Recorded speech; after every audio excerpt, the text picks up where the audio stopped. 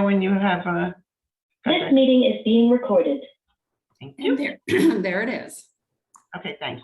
We will send the link out to the point person in each facility so that you can share it with your team that cannot be here today. We will use this next hour to first hear a presentation by the pilot team and then have a Q&A session. Feel free to type your questions into the chat box during the presentation. Please mute your microphones for now. We will answer your questions in the chat box first and then give you the opportunity to unmute and ask your questions verbally. The history of the inception of this Maricopa County project has been covered in our one-on-one meetings with each of our practice partners. In those meetings, we describe the deliberate process of conducting focus groups with 5 different stakeholder groups, summarizing the key takeaways, aligning those key takeaways with current research, and then building the model you will see today. We all know that transition to practice and closing the education practice gap starts with our nursing students. I would like to recognize and thank the Maricopa County Board of Supervisors for their dedication to our profession by investing monies from the American Rescue Plan Act in this pilot project to increase the practice readiness of our new graduate nurses. Next slide, please.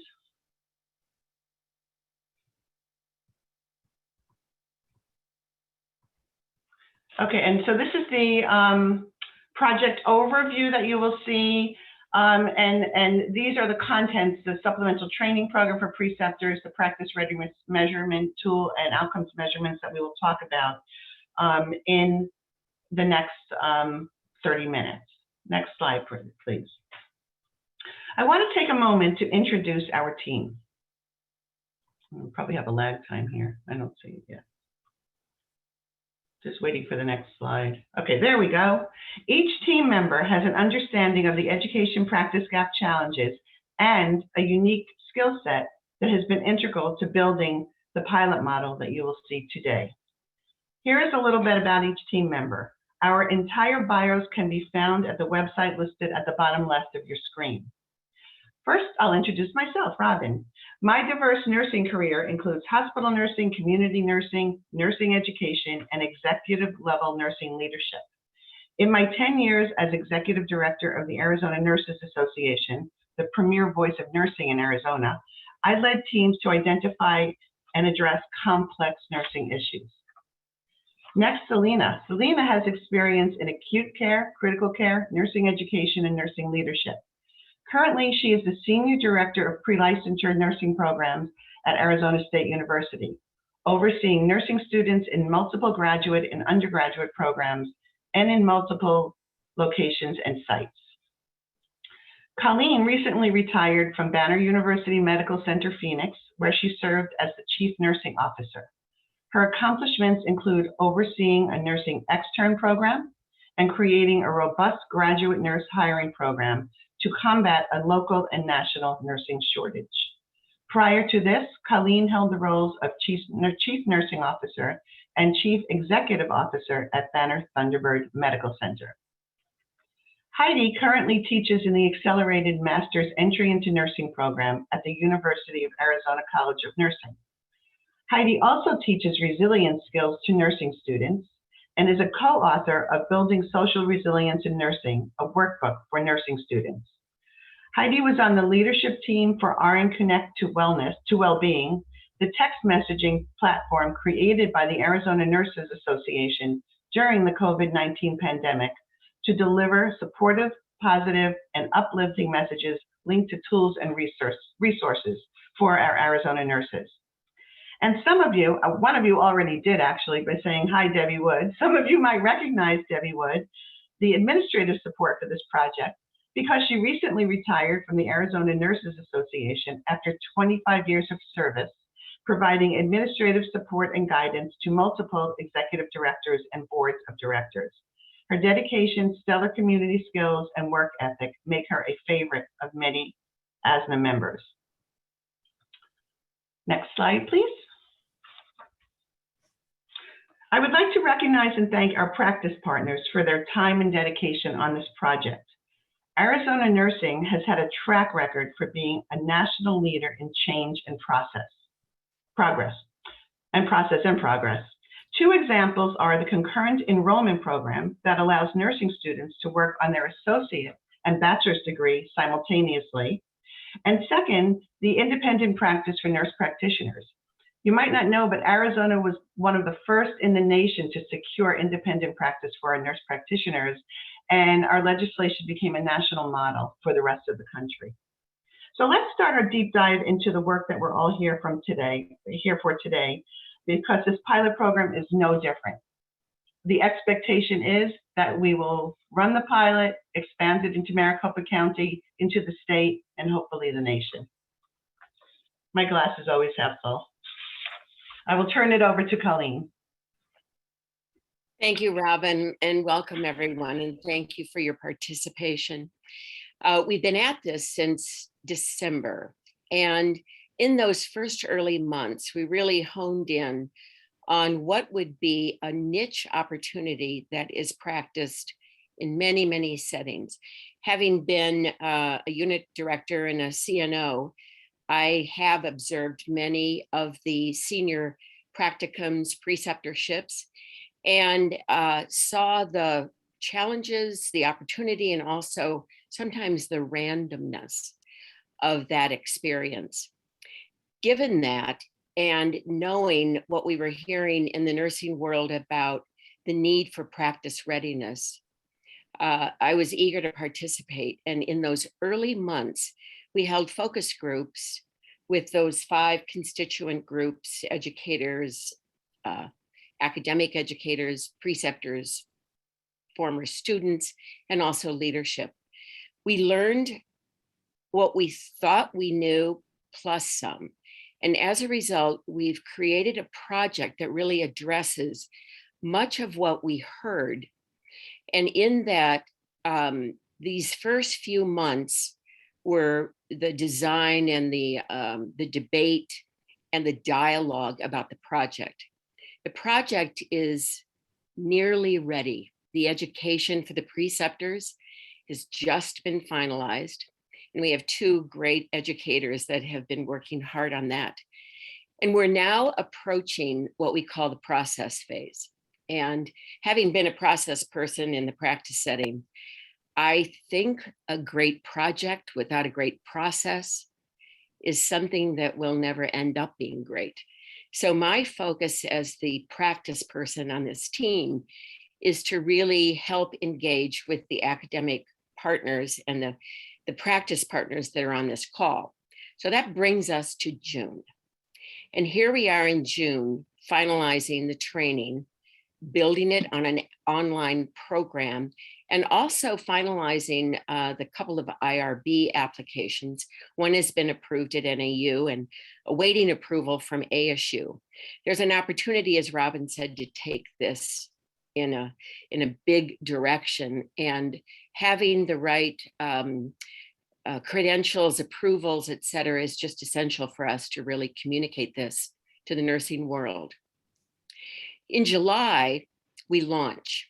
And the reason you don't have specific dates, like July, what exactly, is that because this is a pilot, it's moving fast and the targets move slightly. So we will communicate exact dates of training with you as we are able to really confirm that these are your training dates.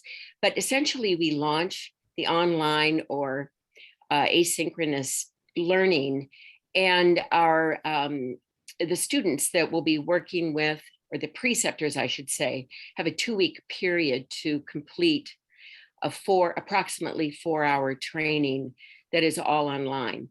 And our educators will talk a little bit more about the students and the preceptors. That training will take us into August, which is the next line, not marked August. But in that session, we will really begin to engage with our partners with the details of launch. There's a launch session. We'll have some key dates to remember at the end of the presentation.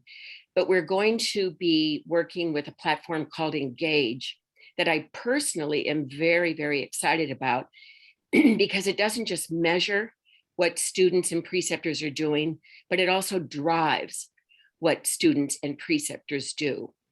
And back to that word random, this is going to really facilitate taking the randomness out of the senior preceptorship experience. In September, we begin to onboard because our rotations and our clinical opportunities begin.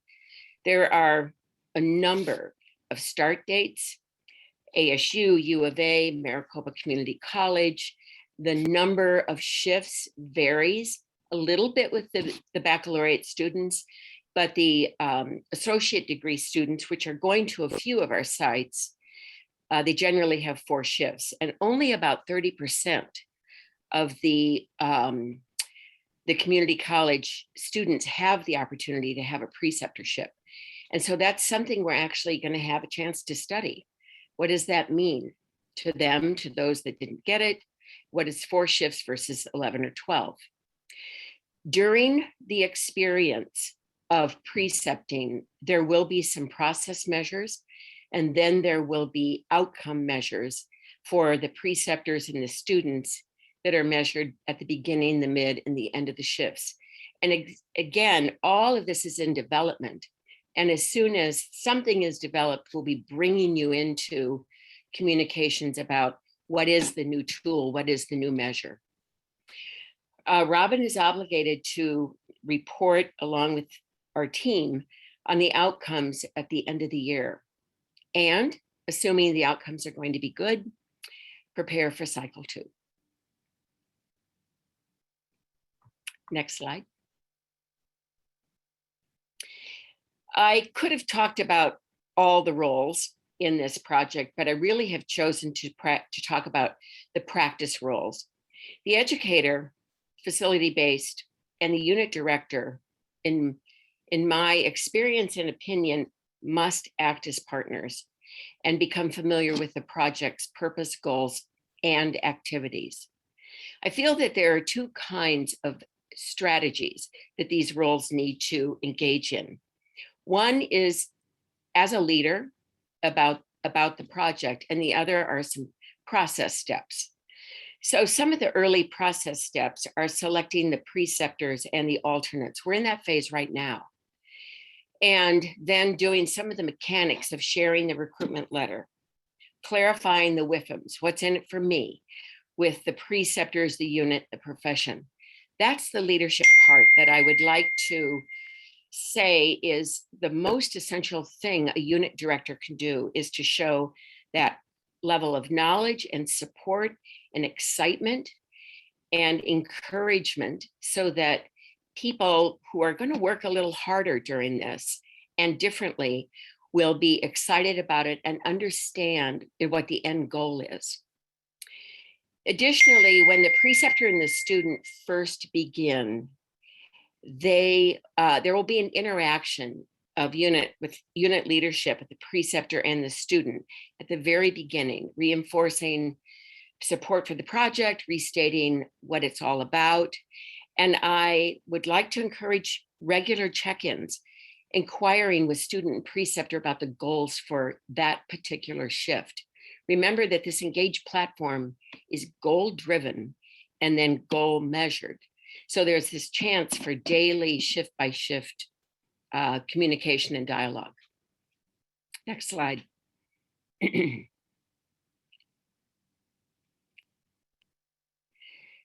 This process step, I think, is one of the most challenging, and that certainly came out in the focus groups. Managing the schedules of the preceptors to match with the students.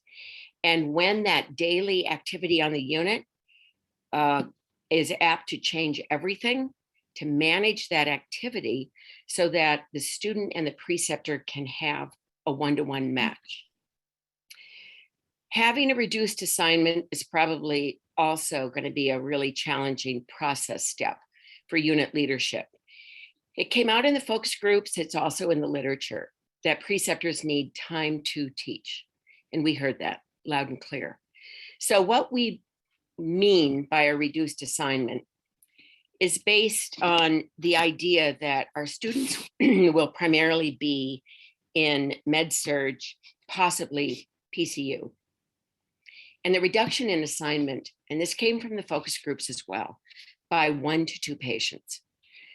This will require advanced planning as well as on-the-spot planning as the unit activities change.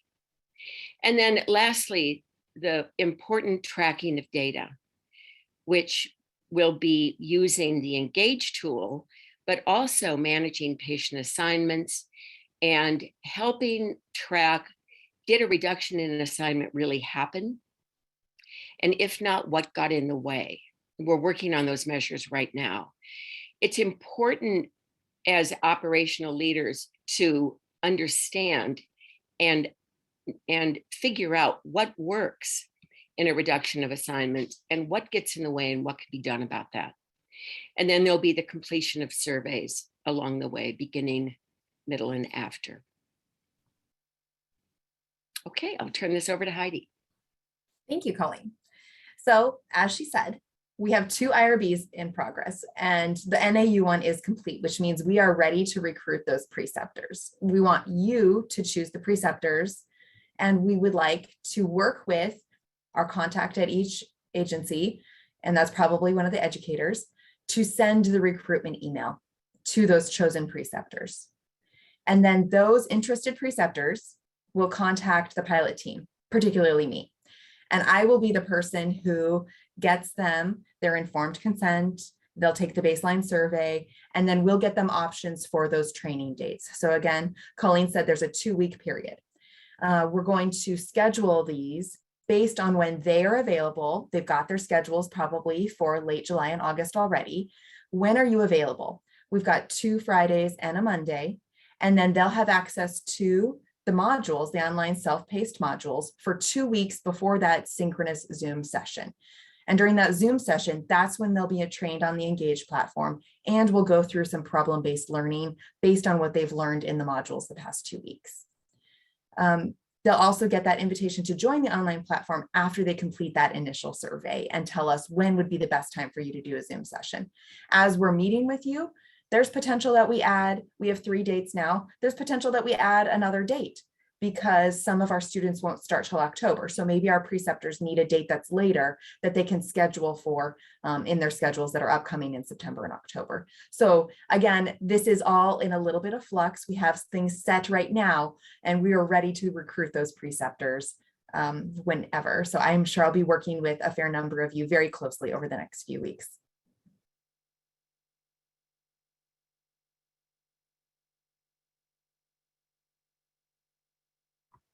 And Selena, I'll let you talk about those RN students and how they'll be recruited. Absolutely. Thank you, Heidi. So we are in the process of ASU's IRB for the student side of the study. We opted to divide it between preceptors and students. The difference in the student side is that we're running across agency. So we are running across 2 universities and a giant community college district system. So that process is a little bit more cumbersome. We anticipate being ready to recruit students after July 15th. We have differentiated where students go based on a number of factors. The slide before you is where we land with numbers of student participants by college and university, and then which agencies they have been aligned with for the purposes of this study. We are having 40 students in the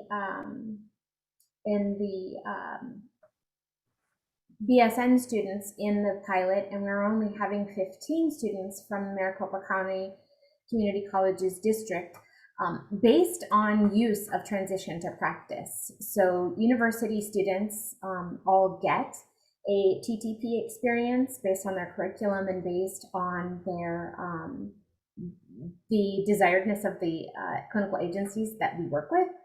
And then Maricopa County Community College systems, not all students get a transition to practice experience.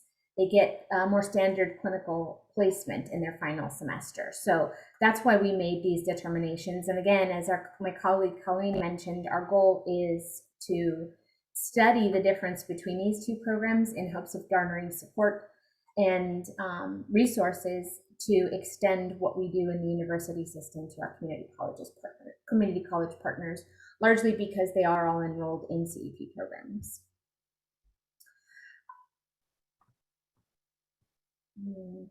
trying to move on to the next slide. There we go. Back to you, Heidi. Thank you. So again, I mentioned we currently have several dates.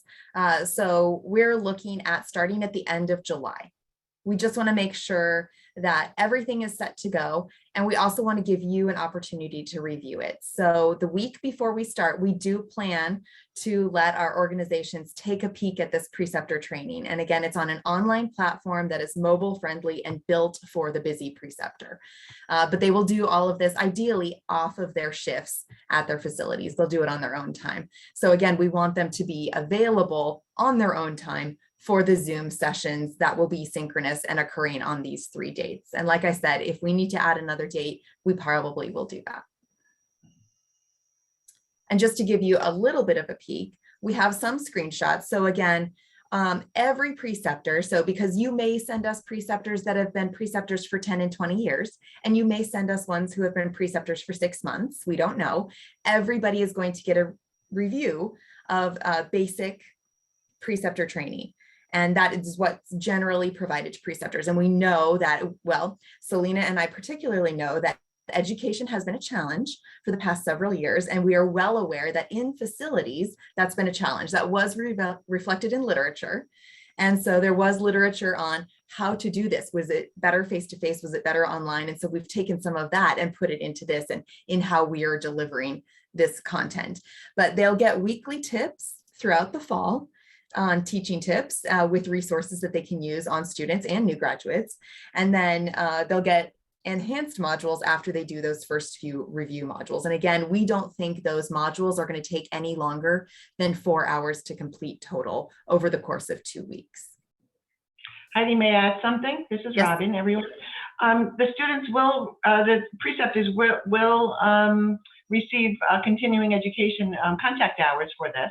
Yes. And the second thing I wanted to let you know was that when we sent you the invite, I sent everybody a reminder yesterday, the preceptor training outline of the content is on one of the documents that I sent to you. So you can actually see the content that is going to be included on this online training platform.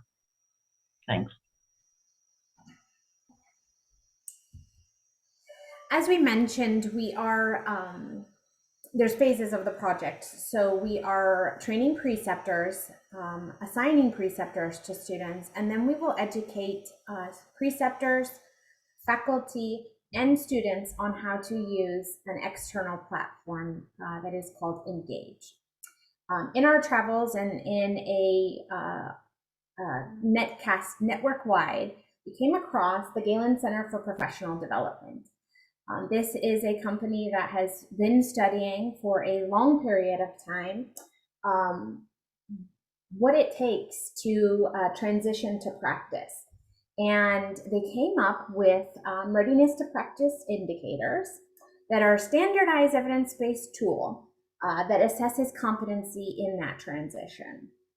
This tool was developed by crosswalking a number of core components of several professional agencies and organizations, including the American Nurses Association, the American Association of Community Colleges, Institute of Medicine, the National Council for State Boards of Nursing, the World Health Organization, National Institute of Health, CUSIN, and the American Association of Critical Care. So the readiness to practice indicators are a set of 11. I'll review the 11 with you in a few moments, but they're housed in a dashboard or a web-based platform that has a dashboard that looks very similar to what is on your screen. A student is input into the database with a name and an email address, nothing more. No grades are stored in here. The preceptor has access to it, the faculty member has access to it, and the student has access to it.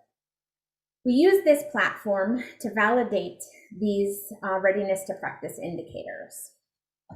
It looks very similar to what you see on this next slide, where in the category of professional accountability, we would open that window and we would take a look at all of the bullet points that lead a student to be ready to practice in this core component by validating this skill. So this is a process that is at the bedside with this preceptor and the student The preceptor observing the student interactions, observing and identifying whether or not the student has met all key components. And the beauty of this platform is that it's completed together. So the student and the preceptor review all of the components and decide whether or not the student nurse is developing and or validated. So the readiness to practice indicators are these 11 right here. This is, as we mentioned, crosswalked. It is studied. It has been used. This tool has been used in multiple agencies out in the Midwest and East, and mostly in new graduate residency programs. There's only been one instance where it has been used with senior practicum students. And we are excited at the opportunity for Arizona to be put on the map in looking at this tool, utilizing this tool, and studying its effectiveness. The one thing that we do know for certain is that we are in, our study is of senior practicum students that are going to complete anywhere from 4 to 11 or 12 shifts. And we know that they will not be ready to practice at the end of 4 or 11 or 12 shifts. So what we're looking to do is measure how far they get in that period of time. And then in cycles 2 and 3, as we have indicated in our future study, we'd like to actually see if there's an opportunity for handoff to a new grad residency program to take where we are in the transition to practice experience and build on that in the new grad experience. What we know about nursing education is that we all feel like we have to start from square one because we're not sure what happened prior to their arrival in front of us. And so we're hopeful that this tool will give us all the confidence and validity that we need to know that these students end at a certain point at the end of school and then are ready to pick up at the next phase. I think I'm turning it back over to Robin. Yes. So we are at the end of the presentation. We're going to open it up for questions, and but we want to make sure that you have these key dates in your calendars for yourself and your team. So besides today's virtual town hall, we will hold our second on July 29th from 1 to 2 p.m. And then on August 31st, we will have our in-person launch from 10 a.m. to 12 or 12:30. We're not sure yet. We haven't done our agenda yet. At the Brady Conference Center at Honor Health Scottsdale Shea Medical Center campus.